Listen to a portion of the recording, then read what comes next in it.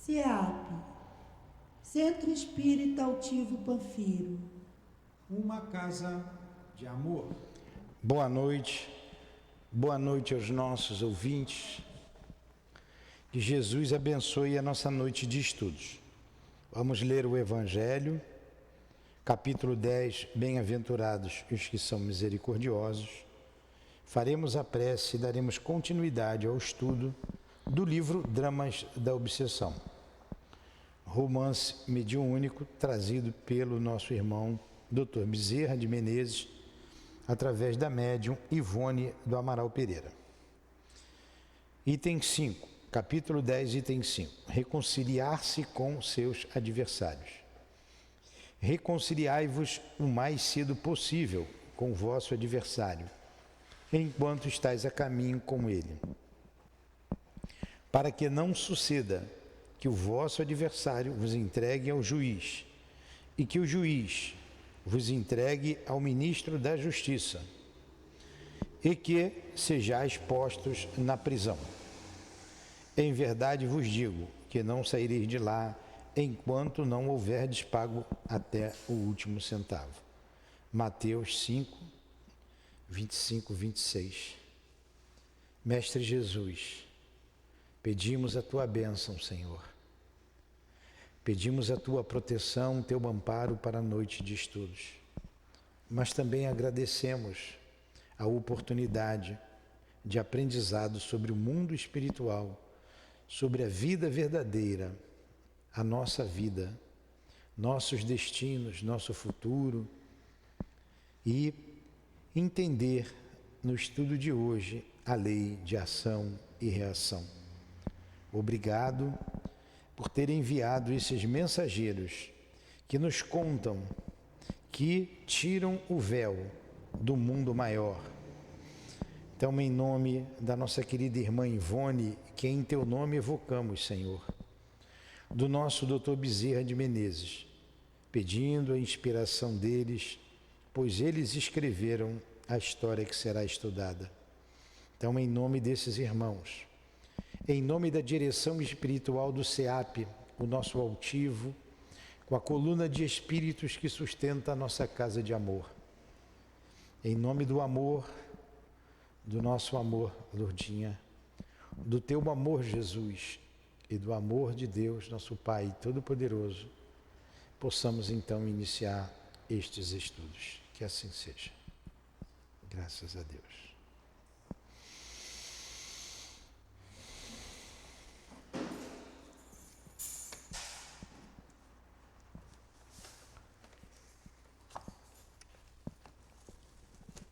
Vamos lá.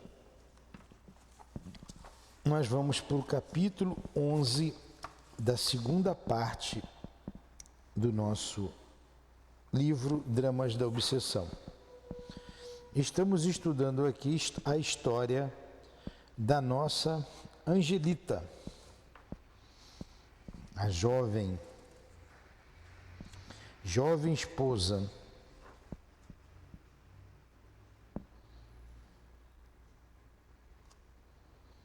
que passou por um drama muito doloroso.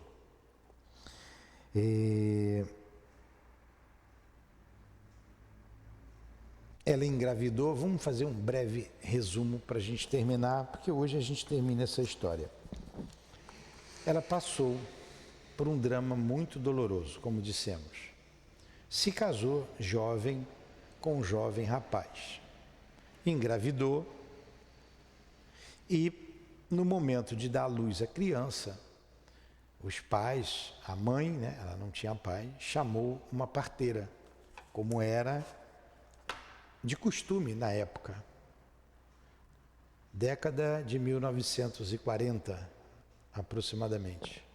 Chamou a parteira e a parteira não tinha lá os recursos para atender num parto difícil, e foi o que aconteceu. E como ela demorou para chamar o médico, depois de 5 dias de muita luta, resolveram chamar o médico. Quando o médico chegou, não podia fazer mais nada. Para salvar a mãe, teve que sacrificar a criança e tirou a criança em pedaços do útero materno. Isso trouxe uma lesão na coluna da mãe, ela não pôde mais sair da cama, ficou tetraplégica e não podia mais dar à luz. O marido, muito sentido, a cobria de amor, de carinho, nos primeiros meses. E depois, com menos de 1 ano, foi cansando da situação e passou a ter novamente uma vida de solteiro, chegando a pedir opinião da esposa quanto à gravata, quanto à melhor roupa que iria para os bailes, ia se divertir. A mãe, que inicialmente dava apoio a ela, também se cansou, foi embora para os afazeres dela, desejando até a morte da própria filha, porque se transformou num transtorno. Nesse ínterim, até o momento em que ela estava grávida, uma vizinha muito amiga dela, como era o nome da vizinha? Sarita. Vocês não prestam o nome de ninguém, hein? Sarita. Ela apoiava a amiga. E neste abandono do marido, da mãe, Angelita ficou sozinha, só com a vizinha, uma viúva de 4 filhos, que ia diariamente ver Angelita, de manhã, à tarde e à noite. E no curso de longos 11 anos, Sarita prestou socorro, ensinou Angelita a ser resignada, leu um livro chamado A Imitação do Evangelho de Jesus, trazendo, né, não sei o nome do livro, é esse mesmo? Imitação do Evangelho? Não, não é esse nome. Um livro que falava de Jesus, das passagens de Jesus. E também, vê o nome do livro, por favor.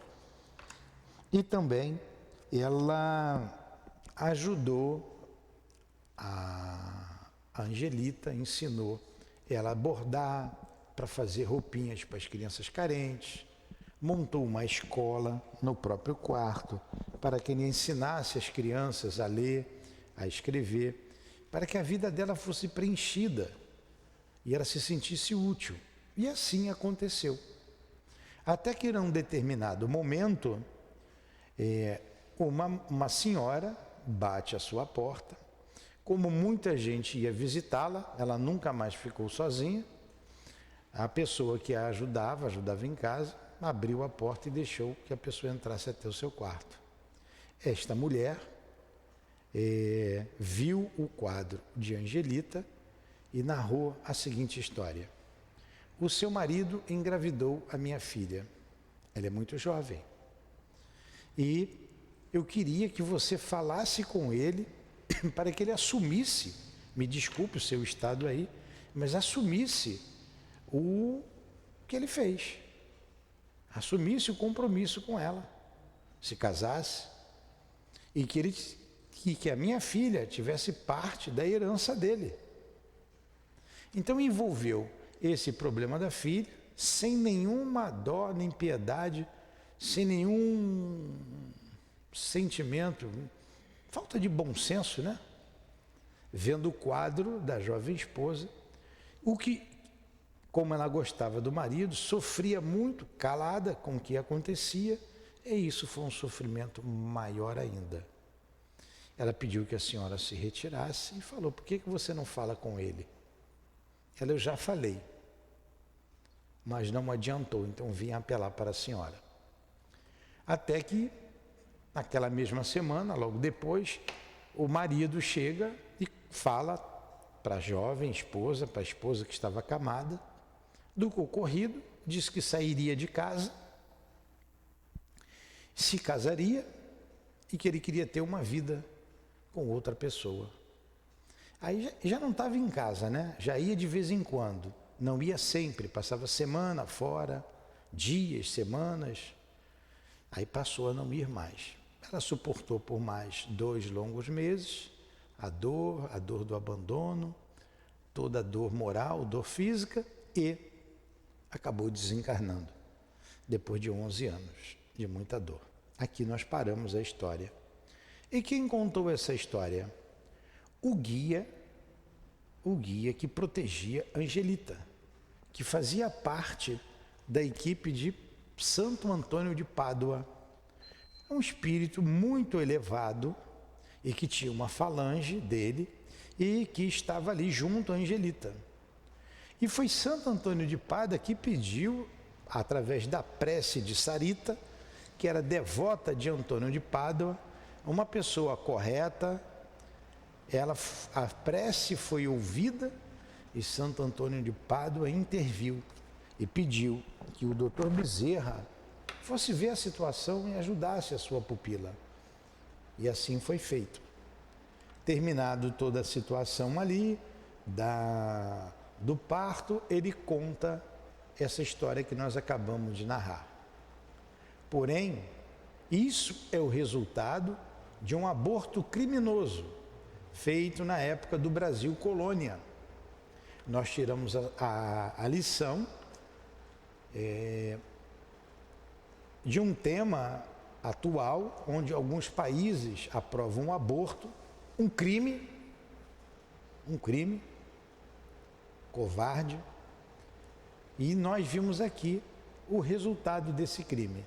E como se deu esse crime? Como dissemos, na época do Brasil colônia, ela veio de Portugal com o marido e um amigo. O marido pegou um escravo, né, que era fiel a ele. O marido não, um amigo pegou um escravo que era fiel a ele e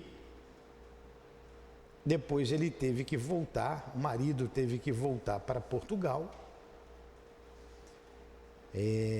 O marido teve que voltar para Portugal, ele era fiel ao marido para resolver alguns problemas e nesse ínterim o amigo engravidou a mulher. Ela teve um caso fortuito, um período, onde ela engravidou, deu à luz a uma criança. Como o marido estava para chegar, o amigo pediu ao escravo que enterrasse a criança. E o que ele fez? Matou a criança, esquartejou a criança e jogou no rio. O bebê que foi esquartejado no ventre da mãe, né, no útero materno, esse mesmo escravo. Olha a lei de causa e efeito. E nós vimos o que o aborto, as consequências de um aborto criminoso. Uma grande lição para todos nós. Então vamos aqui para o fim da história, narrada pelo nosso irmão. O Adilane, a dona Ivone, ela já orientou, né? Quando nós terminássemos a história, vamos pegar aquela tríade: Voragem do Pecado, Cavaleiro de Númenor e o Drama da Bretanha, não é? Eu vou ver a ordem. Eu acho que o primeiro livro é o Drama da Bretanha. O Carlos, por gentileza, você pode ver na livraria um destes livros, ou a Voragem do Pecado, ou o Cavaleiro de Númenor, ou o Drama da Bretanha. Na página do lado tem a sequência dos livros. Como o André Luiz coloca ali a sequência, Nosso Lar, Mensageiros, e vem na sequência, ele tem. Para eu dizer aqui qual é o livro que iremos estudar na próxima semana. Por uma dessas atrações, capítulo 11, vibratórias, que para a maioria dos pensadores se conservam envoltas em impenetráveis mistérios, a entidade Caetano era o espírito escravo do bebê, que tinha sido escravo. Prendera-se de profundo amor àquela que se tornaria sua mãe terrena, que realmente o fora. Porque durante o longo período da gestação e desenvolvimento do seu corpo, tivera o perispírito poderosamente atraído para o dela, pelos liames magnéticos necessários ao feito reencarnatório, num aconchego terno e emocional de irradiações amoráveis e encantadoras, que geralmente é o que produz o sentimento imperecível de uma mãe pelo seu filho e vice-versa, ainda que seus espíritos sejam desconhecidos.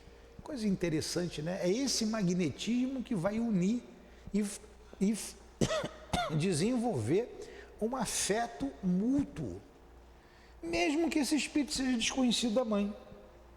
Porque muitas vezes o espírito é colocado, né, para reencarnar e ele não tem nada a ver com aquela mãe, com aquela família. E o Dr. Bezerra, ou a Dona Ivone faz uma observação com relação a isso. Ó. Nem sempre esses elos são originários do amor. Poderão firmar-se também no ódio, tendo em vista penosas expiações e reparações para o advento da reconciliação dos espíritos. Olha, nem sempre nós sabemos disso. Essa ligação de um filho com a mãe se dá pelos laços de amor, se dá também pelo ódio. Aí a gente vê a dificuldade que é esse.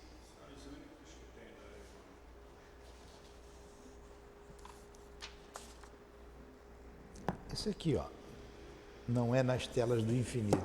É o Cavaleiro de Noé, não é esse aqui, não é esse aqui, não é esse aqui.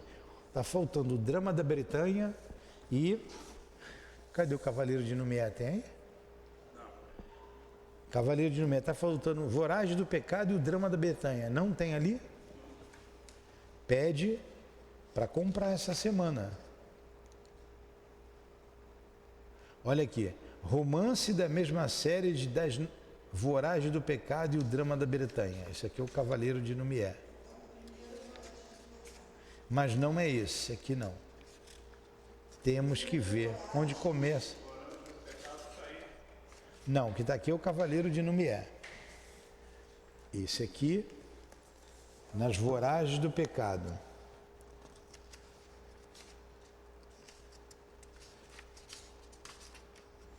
Romance da mesma série do Drama da Bretanha e Cavaleiro de Noé. Mas não está aqui a série, eu não me lembro. A continuidade de um. Ah, estamos aqui. Não, o Cavaleiro de Noé está aqui, está faltando o Drama da Bretanha. O Drama da Bretanha. Eu acho que o primeiro livro é o Drama da Bretanha.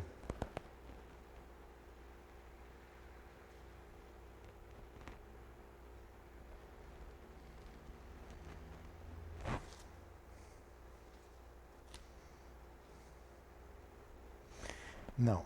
É o primeiro livro, Nas Voragens do Pecado, depois o Cavaleiro de Noé e o terceiro, o Drama da Bretanha. Então nós vamos estudar Nas Voragens do Pecado. Isso. É isso aqui. O primeiro é esse livro aqui, Nas Voragens do Pecado. Ó. Depois das Voragens do Pecado vem o Cavaleiro de Noé. Tanto que na página de rosto diz o seguinte, ó, na trilogia composta pelos livros Nas Voragens do Pecado, o Cavaleiro de Noé e o Drama da Bretanha, resultado de trabalho conjunto do espírito com a médium por meio da riqueza de detalhes históricas. Quem conta a história é o pai da Dona Ivone, o espírito Charles. Então, o primeiro livro, Nas Voragens do Pecado.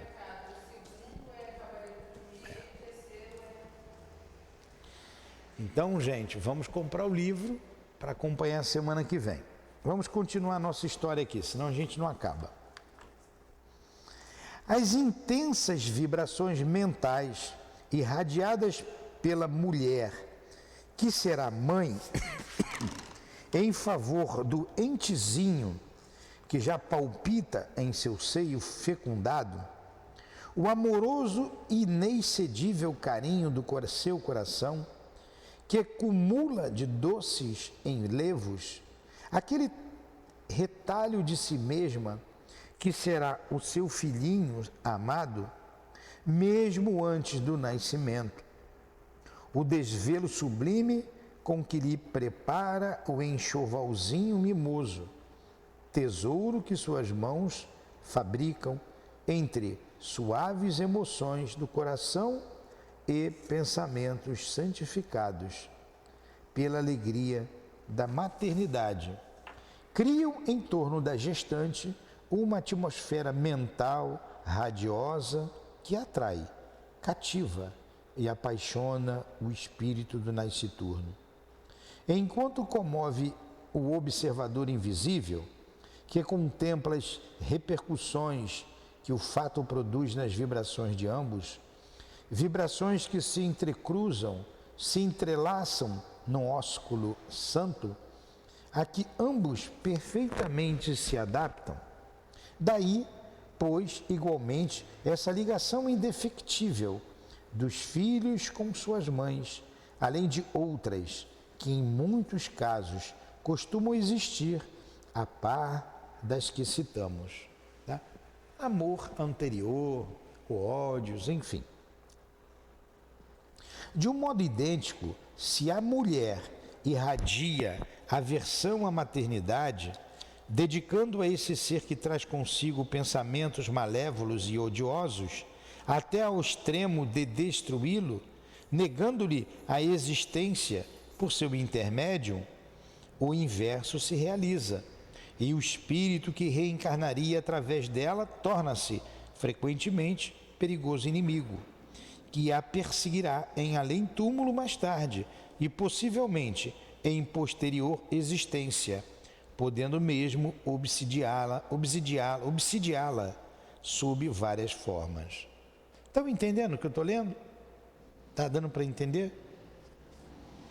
Espiritualmente, Caetano continuava afeito a Angelita, não olvidando ainda que outrora em Vila Rica, quer dizer, ele não esqueceu do problema de Vila Rica. Olvidar é igual a esquecer, tá? Não olvidando que outrora em Vila Rica, dela recebera o melhor trato a que um escravo poderia aspirar. Porque desinteressado, visto que nem mesmo fora sua propriedade. Sabia ser Angelita a revivescência espiritual de Rosa e, conquanto ignorasse os pormenores do feito reencarnatório, distinguia o bastante para acompanhá-la com sentimentos muito confiantes. Olha, ele considerou muito aquela que seria sua mãe, porque ele era escravo e ela tratava ele muito bem. De outro modo, reconhecia em Alípio aquele Fernando de quem fora escravo, a quem devera a salvação da morte na forca. Mas, sob as injunções de quem se aviltara ainda mais no crime. Não ignorava que, graças a tais delitos, teria de arrostar sobre a terra, mais dia menos dia, como reencarnado, vidas de expiações e trabalho. E que, por isso mesmo, era que sua existência incorpórea do momento era povoada de remorsos e alucinações lancinantes. Olha, ele ficou arrependido de tudo que ele fez. E entrou num processo de remorso lancinantes, quer dizer, dolorosíssimos, como espírito. Mas, espírito inferior e retardado no progresso que se prazia de ser, não se animava a decisões salvadoras sob as advertências dos obreiros do amor que o desejariam ajudar. A princípio, não raciocinou francamente sobre tal aspecto da própria miséria, ou seja, sobre o fato de Alípio o haver instigado ao crime. Este continuava para ele como sendo o bom senhor que o libertara outrora da forca. Olha, ele não lembrava lá que o Alípio tinha levado ele a cometer outros crimes, né? Mas Assistindo agora diariamente à impiedade deste contra a pobre Angelita, entrou a raciocinar que o mesmo Alípio, o Fernando de Vila Rica, fora o causador das desgraças que afligiam aquela amiga querida e também da sua própria situação miserável, pois outrora impelira-o a crimes imperdoáveis, dentre outros o do assassínio bárbaro do recém-nascido no fundo da velha chácara daquela antiga sede da província. Com o desaparecimento da enferma dos liames carnais, recrudesceu a sua irritação contra o despreocupado viúvo, a quem passou a responsabilizar também pela morte desta. E então contundiam-lhe o coração as dolorosas impressões do abandono a que se via relegado, da saudade, da tristeza inconsolável, pois enquanto Angelita ascendia a páramos reconfortadores do mundo astral, ele próprio, sem capacidades morais para acompanhá-la, permanecia na própria terra, entregue a prantos amaros, vagando pela casa vazia e entristecida, perambulando pelas ruas qual mendigo desolado, visitando o campo santo onde sabia seu corpo sepultado. Olha que dor desse espírito. E vocês vejam, Angelita, ela resolveu o problema dela com a lei de Deus. Ele não conseguiu. E ela não precisava vir com ele como mãe, novamente, né? Não precisa, ela seguiu. Ela pode até vir, por amor, caridade a ele, pode vir. Mas ele continuou perambulando na terra sem saber para onde ela tinha ido. Não, a Angelita, o marido ele sabia. Ele vai perseguir um pai agora, o que seria o pai. Porque ele não conseguia ver mais a mãe. O filho não conseguia ver mais a mãe. Porque a mãe ascendeu, depois de tanta dor, né?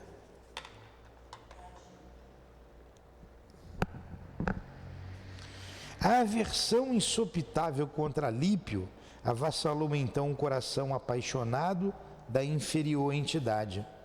Passou a acompanhá-lo, irradiando hostilidades, admoestando-o, sempre pelas infelicidades a ele próprio e a Angelita causadas. Seguia-o, como outrora, pelas caçadas e aventuras, mas agora choroso e desanimado, desejando-lhe toda a espécie de males e desgraças em desagravo às ofensas recebidas. Ó.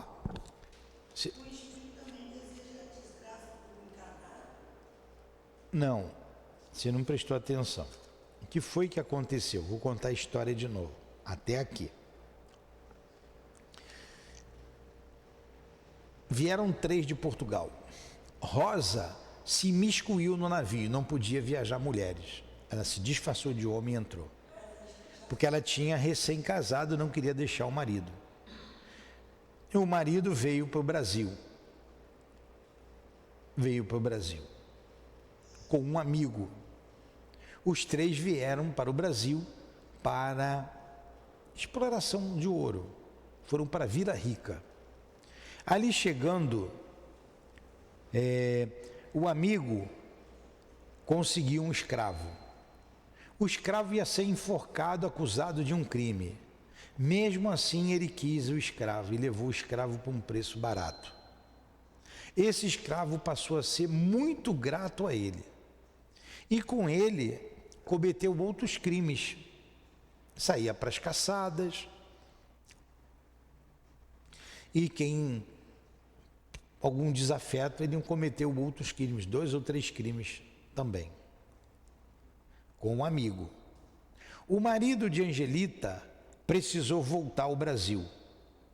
Esse amigo, um amigo do amigo, né? Esse amigo, então, se envolveu com a Angelita, engravidou a Angelita.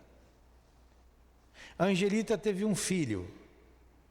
Para não causar escândalo, que o marido já estava à volta, Vila Rica era uma cidade pequena, logo iam saber de onde veio a criança, resolveu então matar a criança. E quem matou a criança? O escravo que era fiel amigo. E para não deixar pistas, ele cortou em pedacinhos, amarrou e jogou dentro do rio para os peixes comerem. Ponto, essa é a história. Logo, mais para frente, voltam os três. Rosa agora é Angelita, o Fernando agora é Alípio, o que tinha engravidado, e o escravo é o filho. Por um problema no parto, a mãe, que agora é Angelita, fica presa na cama, não levanta mais, não anda mais, fica tetraplégica. O filho foi tirado da barriga, todo cortado, ele enfiava a pinça lá dentro, foi tirando os pedaços. Olha a lei de ação e reação. O que ele fez com a criança, ele sofreu ali na hora de sair do útero. Porque ou matava a criança ou a mãe morria, ou morriam os dois. Então resolveu tirar a criança, pedaços por pedaço, e salvou a mãe. Só que a mãe ficou aleijada. Aí já falei que a vizinha que ajudou, ensinou a ela a bordar, ensinou a fé em Deus, ela não reclamava, ela passou a ensinar crianças a ler, a escrever e assim completou a vida. Mas, como o marido era novo, logo deixou a mulher do lado e partiu para outras aventuras, e ela sabia de tudo. Até que esse marido engravidou uma menina nova, da vida, e falou para a mulher: vou viver com outra, vou ter um filho, quero um filho saudável, quero uma mulher saudável. E ela sempre calada, sofrendo. O ex-escravo ficou ali do lado, assistindo tudo.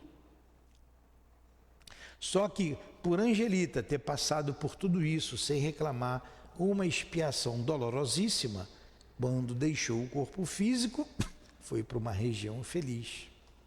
Mas o filho era inferior, ficou pela terra. E ficou muito sentido, porque ele amava o escravo. Ele passou a amar muito a mãe. Porque a mãe sempre o tratou bem lá atrás. Então, e ele não pôde ficar. Como ele não via mais a mãe, ele ficava vagando, chorando, indo no cemitério, rodando a casa. E ele viu o que o Alípio fez com a mãe. Quem era o Alípio? O que engravidou lá atrás, o tal do Fernando. Aí ele passou a ficar com raiva do Fernando. Ele lembrou que fez o aborto, que ele tinha matado, ele sabia que ia passar por expiação. Aí passou, pela ignorância dele, a culpar aquele que seria o seu pai, que era um amigo de outrora, e passou a persegui-lo. Entendeu agora? Ponto. Estou um bom contador de história, né? Vamos lá. Aí eu tenho que lembrar dessa, eu tenho que lembrar da do Leon Denis e a do André Luiz. Quando pegar o livro de André Luiz segunda-feira, eu tenho que lembrar. Vamos lá. É bom que a gente vai desenvolvendo a... Por sua vez, Alípio continuava servindo ao egoísmo que nutria sempre, vivendo inteiramente arredado dos deveres da moral. Olha só como a gente pouco muda, né? Ele continuava o mesmo pilantra. Uma vez, enviuvando, negara-se a desposar a jovem, a quem seduzira, a qual agora, mãe de duas lindas criancinhas, sofria a humilhação de ser por ele considerada criatura de condição social inferior, a quem não serão devidas verdadeiras atenções. Olha só, largou a outra também, com 2 filhos, né? O caráter dele, né? E pouco depois dela, igualmente se fartando, promovera o matrimônio dela com um pobre homem valetudinário, ao qual concedeu um ordenado mensal para que lhe fosse criando os 2 filhos junto à mãe, sem grandes dificuldades. Caramba, ele casou a própria mulher com um outro velho para ele cuidar dos 2 filhos. Sua vida tornara-se então anormal sob o assédio de Caetano. Trabalhador e dinâmico que fora, passou a se sentir inabilitado para quaisquer empreendimentos. Olha só o que o espírito faz na vida da pessoa. O Caetano passou a persegui-lo, o escravo. A vida dele virou de pernas para o ar. Não lograva satisfação e bem-estar em parte alguma, porquanto não laborava a fim de adquiri-los no interior da própria consciência. Supondo-se enfermo, consultar o médico. Não encontrando em sua organização física senão ligeira alteração nervosa, o facultativo prescreveu distrações, passeios, viagens.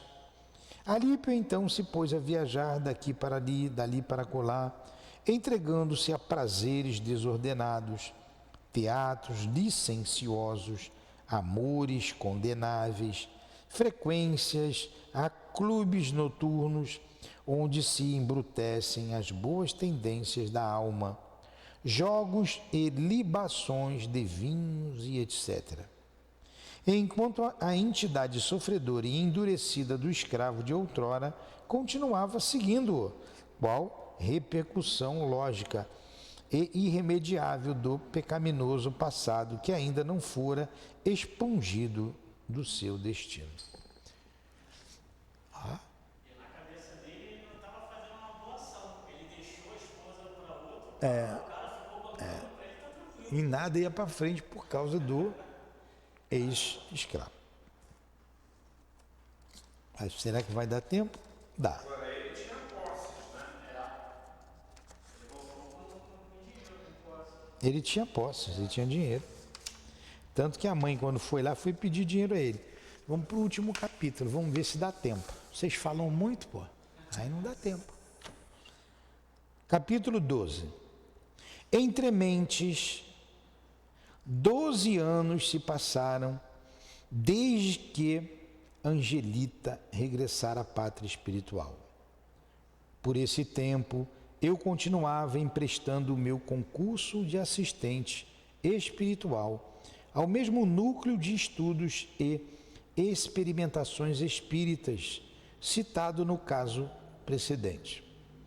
Como vimos, aquele núcleo se destacava pelo alto padrão de dedicação e humildade dos seus componentes em geral, e de um grupo de médiuns em particular, cujas excelentes faculdades se prestavam facilmente a qualquer labor necessário à espiritualidade efetuar relativamente à Terra.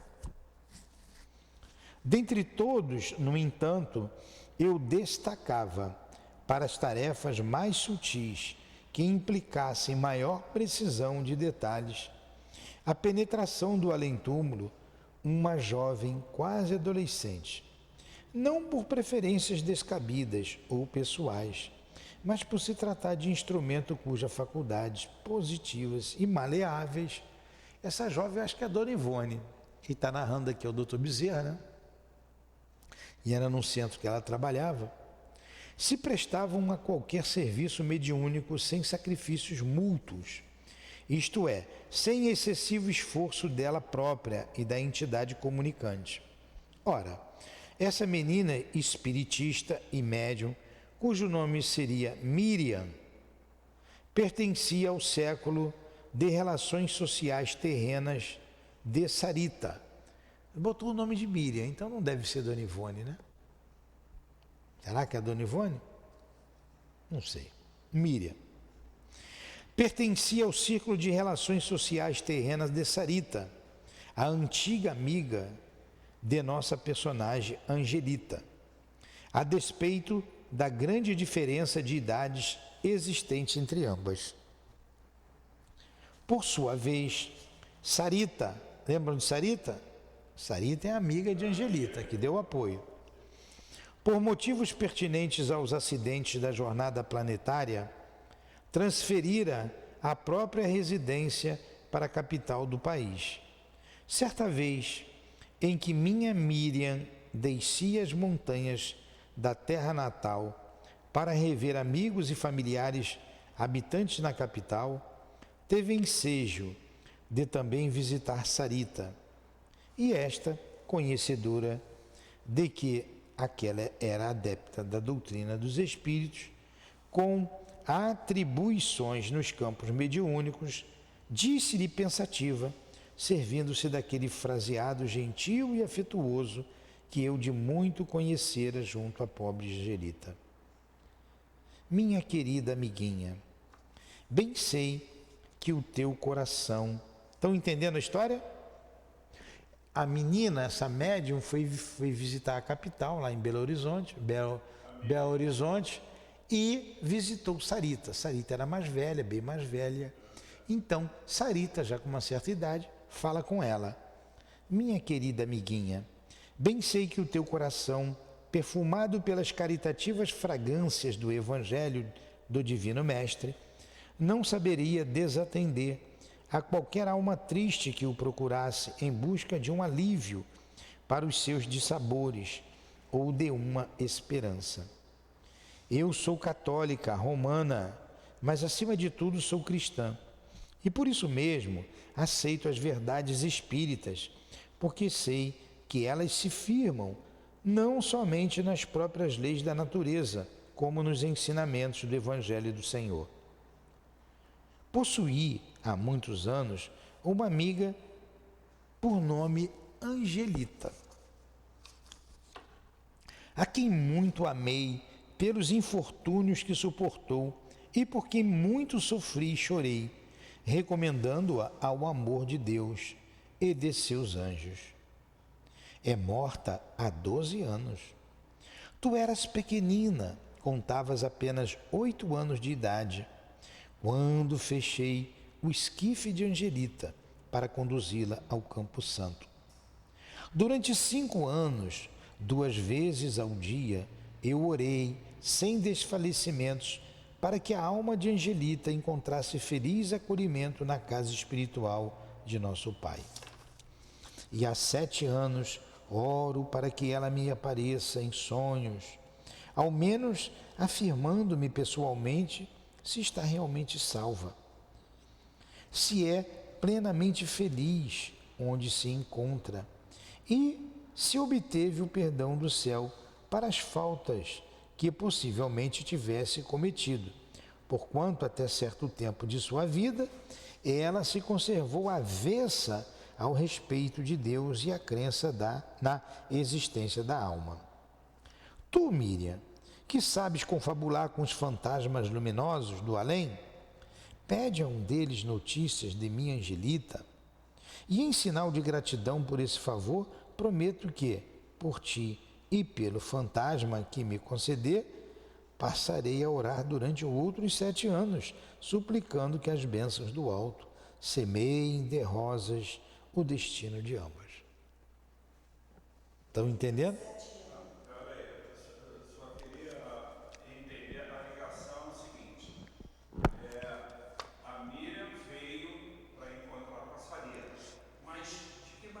Então vamos lá. Ela veio de férias, foi viajar, veio para a capital, já conhecia a Sara, e foi visitar. E Sara, conhecendo da mediunidade da menina, pediu notícias de Angelita. Ela está pedindo notícias. Falou que ora sempre por Angelita, mas quer saber como é que ela está. Mas se você me fizer esse favor, vou orar também mais 7 anos por você e pelos espíritos. Foi o que ela falou. Isso aqui é barganha católica, né? Católica. Agora, foi uma amizade muito sincera, né? Então vamos lá, para dar tempo aqui. Vamos lá. As lágrimas turvaram os meigos olhos de Sarita, cujos cabelos agora já encandecidos pareciam suave auréola, matizando de neblina sua fronte de Madonna. A súplica, no entanto, emitida por vibrações muito amorosas e inspirada no respeito às coisas celestes, repercutiu no mundo invisível com as tonalidades santas de uma prece. Despertou minha atenção e registrei o pedido feito ao meu médium. Comuniquei-me com integrantes espirituais da formosa falange de Antônio de Pádua, da qual ela, a Angelita e Angelita seriam pupilas. E acertamos em que o desejo da amável Sarita fosse imediatamente atendido, visto que os sobejos testemunhos de humildade, de fé, amor e perseverança ela já apresentara às leis eternas para merecer a dádiva a que aspirava, e a fim de que não viesse a se decepcionar o seu coração por um silêncio muito prolongado do mundo invisível. Asseverou-me, porém, o espírito, agora feliz da própria Angelita, que frequentemente a boa amiga vinha até ela em além-túmulo durante o sono corporal, que conversavam ambas e se entendiam perfeitamente, mas que Sarita, não possuindo faculdades mediúnicas positivas, não conservava a possibilidade de deter lembranças para intuições definidas ao despertar. Igual a mim, eu peço todas as noites para sonhar com a Lourdinha. Há 6 anos. Nenhuma vírgula. Por quê? Não tenho isso. Peço todo dia. Há 6 anos eu peço todo dia. Pode ser que um dia Deus canse de... Cara, é chato. Tá bom, vou te dar uma colher de chá. E deixa eu sonhar com ela. No entanto, regressando Miriam à sua residência, acho que Miriam é a Dona Ivone, hein? À sua residência, na primeira noite de trabalhos no seu posto de intérprete do mundo invisível, providenciei para que o espírito de Angelita se aproximasse e a envolvesse em suas vibrações, materializando-se a sua visão mediúnica, editando psicograficamente com acentos vibratórios muito positivos, a fim de transmitir mesmo os característicos da própria caligrafia que tiver em vida planetária, uma carta de amor fraterno com o noticiário desejado por sua dedicada amiga, que não a esquecera. Jubilosa e feliz, a inválida de outrora, agora espírito radioso, escreveu então pela mão de Miriam, que passiva traduzia fielmente o pensamento que lhe era projetado. Agora, olha a importância do médium para a consolação. E como o médium tinha possibilidades, fez com que ela escrevesse a carta com a própria letra que ela tinha quando em vida.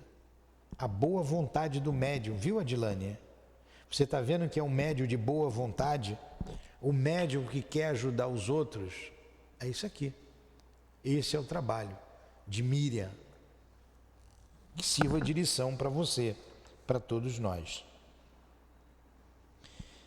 E ela escreveu o seguinte, vou ler semana que vem. Tá legal semana que vem? A cartinha? Então me chama de bonito que eu leio agora. Elinéia, não gostei desse teu bonito não. Melhorou. Minha querida Sarita, venho finalmente agradecer-te a inapreciável dedicação que há 23 anos me testemunhas.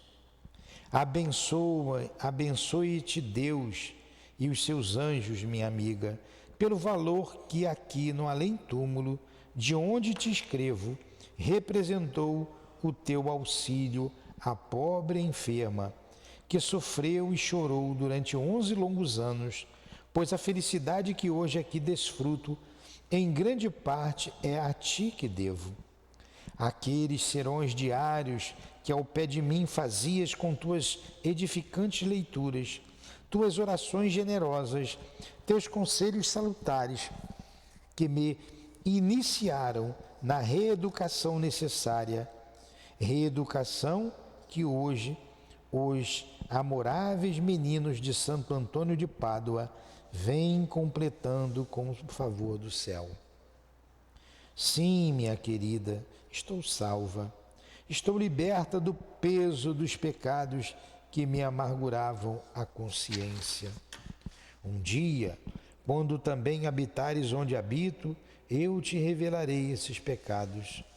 Jamais, porém, sofri em além-túmulo, senão apenas lamentei a incompreensão e o desvio daqueles que me fizeram sofrer, aos quais, no entanto, sincera e jubilosamente perdoei há muitos anos. Mas saibas tu, Sarita, que não foram os 11 anos de sofrimento físico que me salvaram, mas sim os 11 anos de sofrimentos morais que sobre aquele leito solitário, apenas alegrado pela tua inexcedível boa vontade, eu suportei, contemplando minuto a minuto a morte do próprio coração, o despedaçamento das ilusões acalentadas pela juventude e quando somente a Deus e a ti eu possuía para consolar as minhas lágrimas. Sê feliz como eu sou, Sarita, e recebe minhas bênçãos de amiga, agradecida, os ósculos dos meninos de Santo Antônio, as bênçãos do céu que nos recomendam amarmos-nos uns aos outros. Tua e sempre, Angelita. Então foi esta carta que ela escreveu para a amiga. Em seguida, o gentil espírito deixou-se contemplar por Miriam em toda a pujança da felicidade descrita na carta psicografada.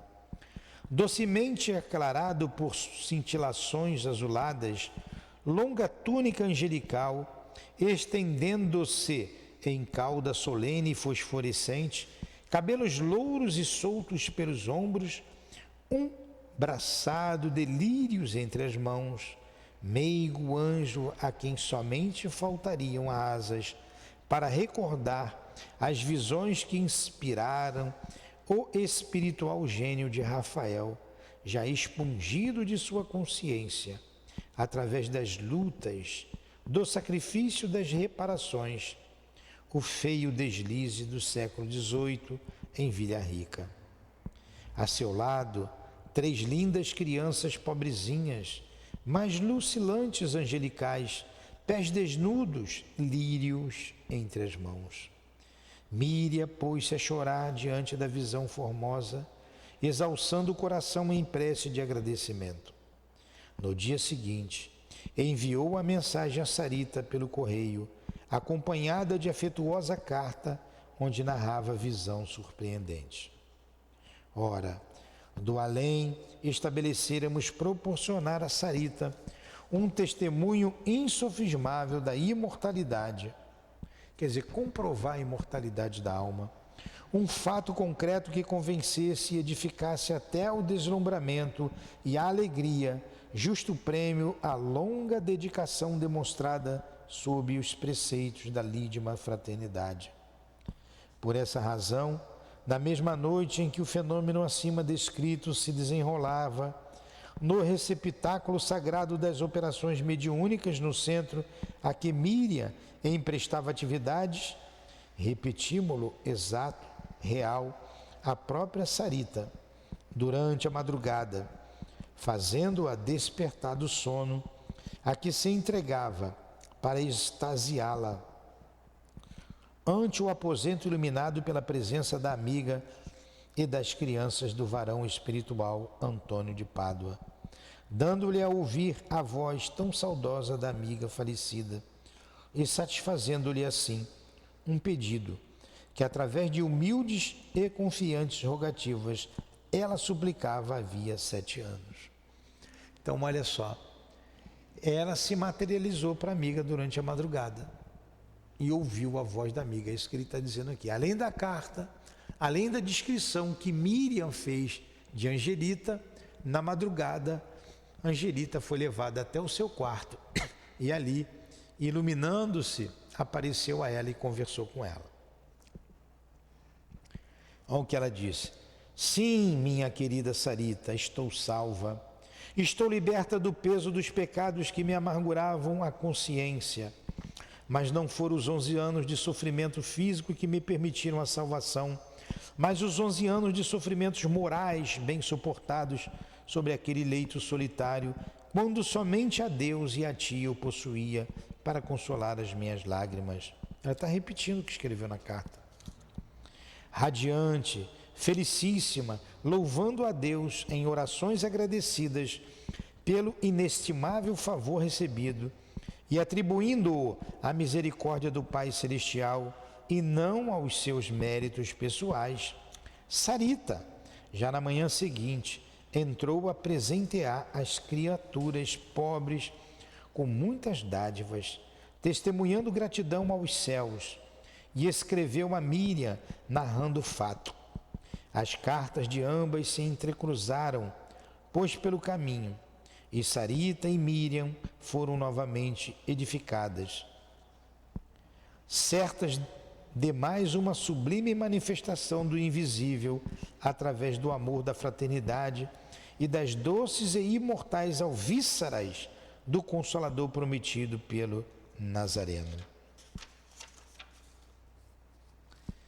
Temos mais um capítulo, o 13. Eu não sabia que tinha um 13. Ô númerozinho esse, hein? 13. Olha, eu tenho que interromper aqui por causa da hora. Ele fechou aqui como que é o romance mediúnico, né? Ele tem que ser doutrinário, educativo e moral. Tem o cunho doutrinário, cunho educativo e cunho moral. O romance mediúnico. Então, contou toda a história, falou de Sarita, fechou, né, com chave de ouro. Agora ele vai falar do Caetano e do Alípio, no último capítulo. Fica para a próxima semana, são 3 páginas só. Boa história, né? Gostaram? Né? Muito interessante. Então, são 19 horas. Vamos fazer a nossa prece de agradecimento à Dona Ivone, ao Dr. Bezerra, aos guias da nossa Casa de Amor e iniciar o estudo do Evangelho segundo o Espiritismo. Muito obrigado, Senhor. Continue conosco a nos abençoar e proteger, a nos inspirar e fortalecer para os estudos que prosseguiremos em torno do Teu Evangelho, Jesus. Então, em nome do amor que vibra nesta casa, em nome do nosso amor, Lourdinha, encerramos então, em nome de Deus acima de tudo, os estudos da manhã de hoje e em seguida, iniciando o estudo do Evangelho. Que assim seja.